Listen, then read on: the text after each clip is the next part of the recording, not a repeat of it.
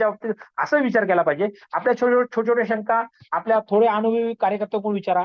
ज्या अति महत्वाच्या असतील किंवा जे कार्यकर्त्यांना छोट्या कार्यकर्त्यांना उत्तर देता येणार नाही त्यासाठीच मोठ्या कार्यकर्त्यांना विचारलं तर आपल्या सर्वांचा वेळ वाचेल असं मला तुम्हाला विनंती करावीशी वाटते.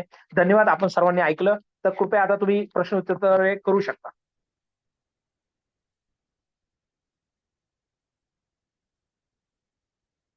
Hello hello. हा हो बोला हो. ना, बोला तुम्ही. आवाज येत होता का क्लिअर? कारण हो हो मला येतो तुमचा तो. चेहरा दिसत नाही, तुमचा हुकार ऐकायला नाही आला. एकतर्फी मी जसं भिंतीकडे बोलत होतो. म्हणजे मला असं वाटलं मी तुरुंगात आहे आणि 1.5 तास मी फक्त भिंतीशी बोलत आहे. सर त्याच्यामुळं विचार करा माझी कमेंट भावनिक बॉक्स परिस्थिती कशी झाली असेल. तुम्ही कमेंट मंत्रमुग्ध बॉक्स करून सर. दिलं सगळ्यांना सर. बरं का हा सर, सगळ्यांना हा. तुम्ही मंत्रमुग्ध करून दिलं. नाही रे, पण माझी अवस्था कशी झाली असेल. एखादा कैदी कसा तुरुंगात असतो आणि भिंतीकडे बघून बोलतो तर बाकी त्याला वेळ म्हणजे घरचे लोक सुद्धा बघतात हे मोबाईल मध्ये काहीच दिसत नाही ना, असं नुसतं बोलणं चाललंय. बरं समोरच्यांना मोबाईल बंद झालाय नाही झालाय, समोरचं ऐकतात नाही ऐकतात, कारण स्क्रीन ब्लँक ब्लँक दिसते. हा तरी पण मी माझ्या पद्धतीनं व्यवस्थित सांगण्याचा प्रयत्न केला. कमेंट बॉक्स मध्ये खूप साऱ्या प्रतिक्रिया आलेल्या आहे सर. अच्छा छान माहिती. फक्त ते तुम्हाला ते डिस्टर्ब होते म्हणून त्यांनी दिलं नाही. पण कमेंट अच्छा बॉक्स ठीक आहे. मध्ये पण जर आता तुम्ही कोणाची शंका हो असतील तर कृपया विचारा. ज्यांच्या कोणाच्या शंका असतील त्यांनी मेसेज टाका. मी त्यांचा माईक चालू करतो.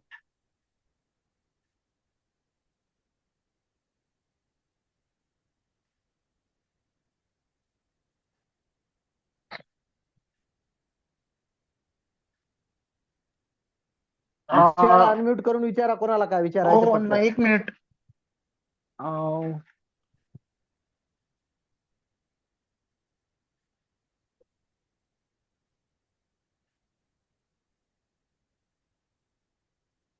पेडामकर सर, तुम्ही जे संजय सरांनी हे केलं त्याच्यावर तुमचे निवेदन द्या. योगेश पेडामकर सर. सर नमस्कार. नमस्कार. नमस्कार. अतिशय बघायला गेलं तर गेले 1.5 तास नॉनस्टॉप अतिशय उत्तम माहिती देण्याचा प्रयत्न सरांनी केलाय.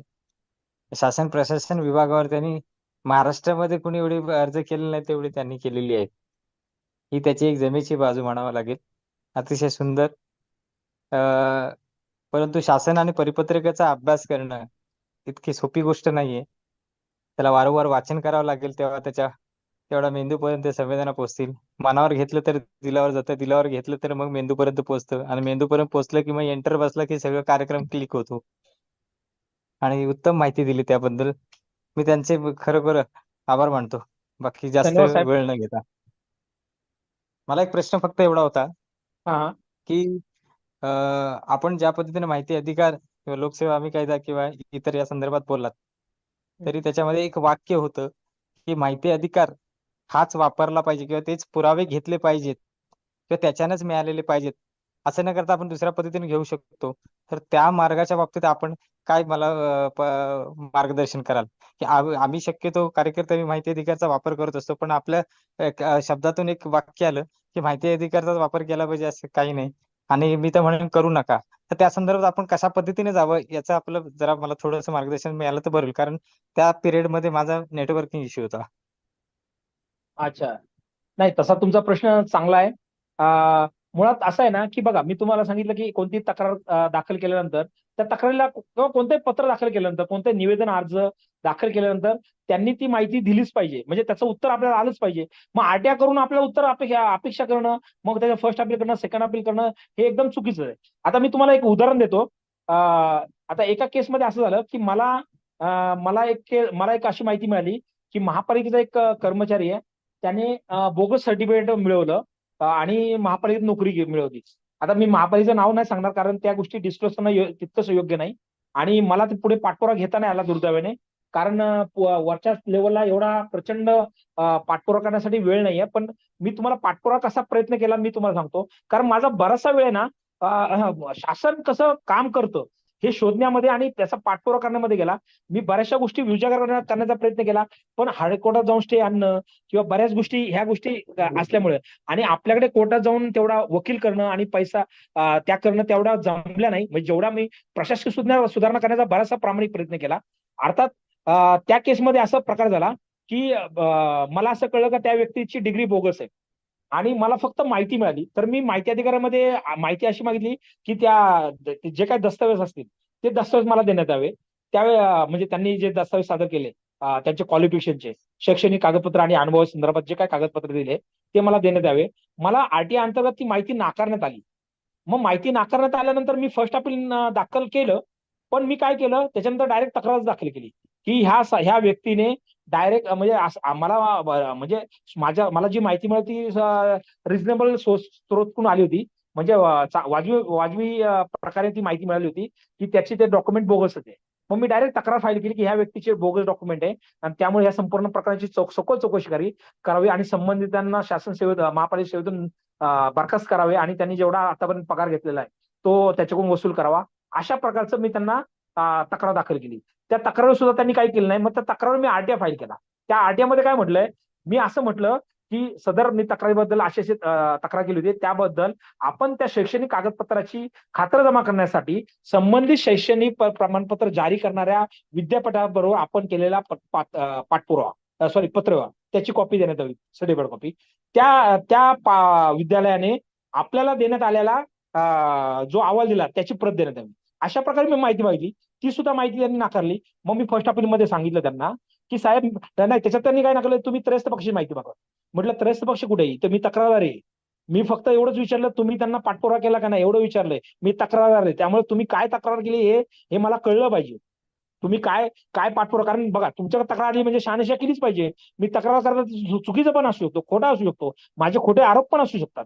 त्यामुळे तुम्ही त्या ज्यांनी इश्यू केलं त्या ऑथॉरिटीला तुम्ही पत्रव्यवहार केलाच पाहिजे की हे प्रमाणपत्र वैध आहे किंवा कसे याबाबतचा अहवाल देण्यात यावा असं तुम्ही पत्रव्यवहार केला पाहिजे आणि तिकडनं आलेला अहवाल मला दिला पाहिजे. तुम्ही हे तुमचं कर्तव्य आहे. मी त्रयस्थ नाहीये, कारण याचा मी तक्रारदार आहे आणि तुम्ही त्रयस्थ म्हणताय याचा अर्थ तुम्ही त्याला वाचवायचा प्रयत्न करता. मग त्या अधिकाऱ्यांवर मी परत तक्रार दाखल केली. असं करून मग त्यांच्या विरुद्ध कारवाई सुरू झाली. पण त्यांनी नंतर वरच्या पातळी मंत्र्यातून नंतर स्थगिती आणली आणि त्याच्यात माझा प्रचंड वेळ गेला आणि अनेक बाकीची मध्ये कामं आल्यामुळे मला पुढे त्याचा पाठपुरावा घेता आला. तर सांगायचं तात्पर्य असं आहे की फक्त आपण काय करतो, आपण फक्त पुरावे गोळा करतो. पुरावे असेल तरच पुढे जाईल. आता मला सांगा, आपण आज रोजी कोणतीही जर दुर्घटना घडली तर आपण पहिल्यांदा काय बघतो, आपण पहिले सीसीटीव्ही आहे का बघतो. पण मला सांगा मित्रांनो, पूर्वीच्या वेळेस सीसीटीव्ही होते का? जंगलात एखाद्या महिलेवर अत्याचार झाला तरी त्या अत्याचार करण्यावर पूर्वी पण शिक्षा होत होती. 80 साली पण शिक्षा झाल्याची उदाहरण आहे. ती कशी, ते शेवटच्या जंगलात जाताना त्या महिलेबरोबर कोण होतं, कुणी बघितलं. आतमध्ये जरी पुरावे नसेल तर आपण म्हणतो ना परिस्थितीने पुरावे अशा असतात की त्या पुराव्याच्या आधारे त्यांना शिक्षा झालेली आहे आरोपींना. म्हणजे ठोस पुरावे पाहिजे, पुरावे चांगलेच पाहिजे. पुराव्याशिवाय काही करता येत नाही. पण पुराव्याशिवाय सुद्धा करणं हे कौशल्य आत्मसात केलं पाहिजे. मग ते आत्मसात कसं करायचं, तुम्ही मनन चिंतन करा, तुम्हाला उत्तर सापडणार आहे. तुम्ही फक्त हॉटलाईन सारखं डायरेक्ट फोन करणार की बाबा चला कुऱ्हाडे साहेबांना विचारूया, वेलंकर साहेबांना विचारू, म्हणजे तिकडे माहिती मिळेल. बघा ही कला आहे, ही कला तुम्ही स्वतः डेव्हलप करा. नाहीतर फक्त रेडीमेड म्हणजे आरटीआयचा ड्राफ्ट द्यावं, फर्स्ट अपीलचा ड्राफ्ट द्यावं, तक्रारीचा ड्राफ्ट द्यावं, याचा पाठपुरावा करायचा ड्राफ्ट द्यावं. बघा मी आतापर्यंत कोणाकडून ड्राफ्ट घेतले नाही. मी स्वतःचे ड्राफ्ट स्वतः केले, स्वतः मी हे केले. जे लोक ड्राफ्ट मागतात त्यांचा पाठपुरावा पुढे फारच लिमिटेड होतो. मी जर कोणाकडे मदत मागितली मी फक्त प्रोव्हिजन मागतो, नियमावली मागतो. मला फक्त प्रोव्हिजन नियमावली लागते. मला कधी कोणाचा ड्राफ्टची गरज लागली नाही. मी सुरुवातीपासून माझे स्वतःचे ड्राफ्ट तयार करत गेलो. मी सुरुवातीला जर तुम्ही बघितले माझे कोणते पत्र जर बघितले आज जर दाखवले, आता माझ्याकडे नाहीये पण तुम्ही बिलीव्ह नाही करू शकणार की ते पत्र माझं असू शकेल. म्हणजे मी अति सामान्य माणसासारखं पत्रव्यवहार करत होतो, पण नंतर जसं अभ्यास होत गेला तसं माझं त्याच्यात बदल होत गेला. म्हणून मित्रांनो मला असं वाटतं एखादी कोणतीही तुम्हाला यश येत नसेल तर त्याचा नाराज होऊ नका. त्याचा तोडगा कसा काढता येईल याचं तुम्ही चिंतन आणि आत्मचिंतन करा. मी तुम्हाला ह्या ज्या गोष्टी सांगितल्या ह्या मला कुणीही शिकवलेल्या नाही, कुणी मला मार्गदर्शन केलेलं नाही. मला आरटीआय व्यतिरिक्त सुरुवातीच्या काळात मला वेलंकर साहेबांनी मार्गदर्शन केलं होतं सुरुवातीच्या काळात, पण ते पण मर्यादित, कारण त्यावेळेस सोशल मीडिया नव्हता. एकदम सुरुवातीला काही लेक्चर मी त्यांचे अटेंड केले होते, त्यावेळेस मला माहिती मिळाली होती. पण त्याच्यानंतर मला माहितच नाही कोणाकडे कोण आरटीआय कार्यकर्ता आहे. मला फक्त पेपरला कधी कधी कळायचं की ह्या कार्यकर्त्यांनी अशा प्रकारचा भ्रष्टाचार बाहेर काढला. असे 2-3 नावं फक्त द्यायची, पण ह्या कार्यकर्त्याला भेटणार कुठे, माहिती कुठे मिळणार. आणि हा कार्यकर्ता मला का मदत करेल आणि मला तो माहिती का देईल. मग त्यापेक्षा आपल्याला स्वतःलाच मेहनत केल्याशिवाय पर्याय नाही अशी परिस्थिती, आणि मी स्वतःच मेहनत करत गेलो. आता सोशल मीडिया आता आलाय, म्हणजे सुरुवातीच्या काळात आम्हाला तर खूपच स्ट्रगल होतं. माहिती अधिकार कार्यकर्ते किती आहेत हे सुद्धा कळत नव्हतं. अशी परिस्थिती तयार होती. मग त्यावेळेस खूप मेहनत करायला लागली. म्हणून ड्राफ्ट सुद्धा स्वतः करायचा प्रयत्न करा, स्वतः अभ्यास करा, जे काही उत्तर मिळेल. आणि मार्गदर्शन पण गरजेचं आहे. मार्गदर्शन मिळालं तर आपल्याला खूप सारा वेळ वाचू शकतो. जसं आता तुमच्यापैकी बऱ्याच लोक जे ऐकत असतील त्यांचा मला वाटतं थोडाफार तरी वेळ वाचेल. म्हणजे मार्गदर्शन हे मिळालंच पाहिजे, पण स्वतः मेहनत केली पाहिजे. मेहनत न करता तुम्ही आरटीआय कार्यकर्ता, माहिती अधिकार कार्यकर्ता होऊ शकत नाही. आणि माझं तर म्हणणं आहे की तुम्ही माहिती अधिकार कार्यकर्ता म्हणजे आरटीआय कायदा 10 रुपये तिकीट लावताना कार्यकर्ता होता. आरटीआय कार्यकर्त्यांना आरटीआय कार्यकर्ता म्हणणं चुकीचं आहे. मुळात आरटीआय वापरता म्हणून आरटीआय कार्यकर्ता. अशा कार्यकर्त्यांना माझं असं वैयक्तिक मत आहे, प्रशासकीय कार्यकर्ता म्हणणं जास्त योग्य आहे. आणि आरटीआय वापरता म्हणून आरटीआय कार्यकर्ता. मी आरटीआय वापरत नाही म्हणून मला आरटीआय कार्यकर्ता कोणी म्हणू नये असं मला वाटतं. मला प्रशासकीय कार्यकर्ता म्हणलं तर मला जास्त आनंद होईल, कारण मी सर्व प्रशासकीय कायद्यांचा वापर करायला बघतो आणि त्याच्या आधारे मी प्रशासना मध्ये सुधारणा करण्याचा प्रामाणिक प्रयत्न करतो. म्हणून मला आरटीआय कार्यकर्ता म्हटल्यानंतर असं वाटतं मी कुठून तरी 10 रुपये तिकीट लावलं आणि अर्ज केला म्हणून मी आरटीआय कार्यकर्ता झालो असं वाटतं. आणि मला आरटीआय कायद्याशिवाय इतर कोणतेही कायदे कळत नाही, म्हणून मला आरटीआय कार्यकर्ता म्हणतात असं मला कधी कधी वाटतं. म्हणून आरटीआय कार्यकर्त्यांनी आरटीआयचं काम सोडून किंवा कमी करून इतर कायद्याचा अभ्यास करणं गरजेचं आहे. म्हणजे प्रत्येकाने आरटीआय कार्यकर्ता न होता प्रशासकीय कार्यकर्ते होणे जास्त गरजेचं आहे असं मला वैयक्तिक वाटतं. हॅलो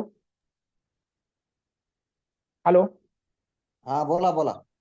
हा बरं, आता त्याच्यामध्ये आता एक मला नवीन गोष्ट आठवली की बघा, आपण अनेक अनेक वेळा सरकारी पातळीवर पाठपुरावा करतो. त्याच्यामध्ये बघा, एक आपण विनंती अर्ज करतो, एक तक्रार अर्ज करतो आणि एक निवेदन करतो. हा म्हणजे पत्रव्यवहार करताना तक्रार अर्ज असतो, एक विनंती म्हणजे एक अर्ज असतो, एक विनंती असते, एक तक्रार असते आणि एक निवेदन असतं. तिन्हीमध्ये फरक काय माहितीये तुम्हाला? तेवढा वेळ नाही म्हणून मी लगेच शॉर्टकट मध्ये सांगतो. जिथं तुमचा अधिकार आहे आणि ज्या एखाद्या नियमावलीचा ठोसपणे भंगच होतोय, जिथं तुमच्या एखाद्या नियमावलीचा, शासकीय नियमाचा भंग होतोय किंवा तुमचा अधिकार नियमानुसार डावला जातो, तिथं तुम्ही तक्रार दाखल करू शकता. म्हणजे तुमचा 100% राईट आहे, तुमचा 100% अधिकार आहे आणि तुम्हाला 100% तुमच्याकडे तसे पुरावे किंवा तुमचा नियमावलीनुसार तुम्ही तक्रार दाखल करू शकता. आणि विनंती म्हणजे तुमच्याकडे 100% राईट नाहीये, पण काही अंशी राईट आहे. म्हणजे उदाहरणार्थ बघा, उदाहरणार्थ तुम्ही बघा नोकरीसाठी अर्ज करता, म्हणजे काही अंशी तुमचा अधिकार पण आहे, काही अंशी तुम्ही विनंतीच करू शकता. 100% तुमचा अधिकार नाही होऊ शकत, कारण तुम्ही नोकरीसाठी अर्ज करता म्हणजे तुम्ही पात्र पण होऊ शकता, अपात्र पण होऊ शकता. तुम्ही फक्त अर्ज करता याचा अर्थ तुमची विनंती आहे, कारण तुम्हाला नोकरी मिळेलच याची नाही, कारण तुम्ही 100% पात्र व्हाल असं नाही. कदाचित तुम्ही 100% पात्र पण असाल, परंतु इतरांच्या तुलनेत तुम्हाला प्राधान्य मिळेल असं नाही, म्हणून तुमची विनंती असते. तुमचा 100% तो अधिकार नसतो, म्हणून त्याला विनंती अर्ज म्हणतात. आणि निवेदन म्हणजे काय? जिथे तुमचा अजिबात अधिकारच पोहोचत नाही, असं कोणताही विनंती सुद्धा नसते, अधिकारच पोहोचत नाही, त्याला निवेदन म्हणतात. आता बऱ्याच लोकांनी कल्पना नाही निवेदन कशाला म्हणतात. निवेदन म्हणजे आता उदाहरणार्थ मी समजा डोंबिवलीमध्ये या ठिकाणी राहतो. मला असं वाटतं की माझ्या बिल्डिंगच्या बाजूने मेट्रो लाईन गेली पाहिजे. आता माझ्या बिल्डिंगच्या बाजूने मेट्रो लाईन आता सध्या जाते, पण मी पूर्वीची तर राहत होती, जात नव्हती. तर मी जर विचार केला नाही त्या ठिकाणी मेट्रो लाईन गेली पाहिजे असं जर मी शासनाकडे मागणी केली, तर ती विनंती होऊ शकत नाही, कारण माझा अधिकार नाही. तिथं ती तक्रार पण होऊ शकत नाही, कारण कायद्याच्या कोणत्याच याच्यात बसत नाही. फक्त मी मागणी करतोय बाबा, म्हणजे माझी कोणताही अधिकार नाही तरी पण माझी मागणी करावी. जसं तहसीलदारला मी म्हणेल की माझं खूप कर्ज झालं, मला 10 लाख देण्यात यावे. माझी तक्रार होऊ शकत नाही, माझी विनंती पण होऊ शकत नाही, माझं निवेदन होऊ शकतं. मी तहसीलदारांना विनंती करू शकतो, मला व्यवसाय करायचा, मला कोणतरी शासकीय निधीचा कोणतरी हे करा, म्हणजे आधारे मला काहीतरी कर्ज मिळून द्या. मला वाटतं पाकिस्तानमध्ये अणुबॉम्ब टाकायचा आहे, अणुबॉम्ब टाकायचा ही माझी तक्रार होऊ शकत नाही, माझं अर्ज होऊ शकत नाही. मी फक्त निवेदन देऊ शकतो. मला असं वाटतं पाकिस्तानमध्ये भारत सरकारने अणुबॉम्ब टाकला पाहिजे, म्हणून मी तलाठ्याला अर्ज देतो. आता तुम्ही म्हणा हा काय प्रकार आहे, तलाठ्याला अर्ज, तलाठ्याचं उदाहरण मध्येच का आणलं? त्याचं एक कारण आहे, तुम्हाला त्यातून एक सांगतो. मी जर चुकून, मी एक सामान्य व्यक्ती, मला माहित नाही अणुबॉम्ब कोण टाकू शकतं, मी तलाठ्याला अर्ज दिल्यानंतर काय केलं पाहिजे? तलाठ्याने त्या अर्ज केराच्या टोपलीत टाकता कामा नये. बघा, एक सामान्य व्यक्ती आहे, भावनिक आहे, त्याला असं वाटलं का बाबा पाकिस्तानवर अणुबॉम्ब टाकला पाहिजे, त्याला असं वाटलं, पण त्याला वाटलं सक्षम प्राधिकरण तलाठीचे, त्याला वाटू शकतं, नागरिक आहे, त्याला माहित नाही. मग तलाठ्याने काय केलं पाहिजे? त्या अर्जावर कारवाई केली पाहिजे. त्याने काय केलं पाहिजे? सरळ पत्र लिहिलं पाहिजे की सदर हा विषय हा केंद्र शासनाच्या संरक्षण विभागाची निगडीत असल्यामुळे आपण त्या प्राधिकरणाकडे दाद मागावी, असं उत्तर दिलं पाहिजे. किंवा दुसरा प्रकार असा केला पाहिजे की सदर बाब म्हणजे सदर पत्र आपलं भारत सरकारच्या संरक्षण विभागाकडे वर्ग करण्यात आलेलं आहे. कृपया आपण त्यांच्याकडे दाद मागावी. म्हणजे एक तर त्यांच्याकडे वर्ग करून सीसी मध्ये मला ठेवलं पाहिजे किंवा मला त्यांनी मार्गदर्शन केलं पाहिजे. पण कोणत्याही परिस्थितीत त्या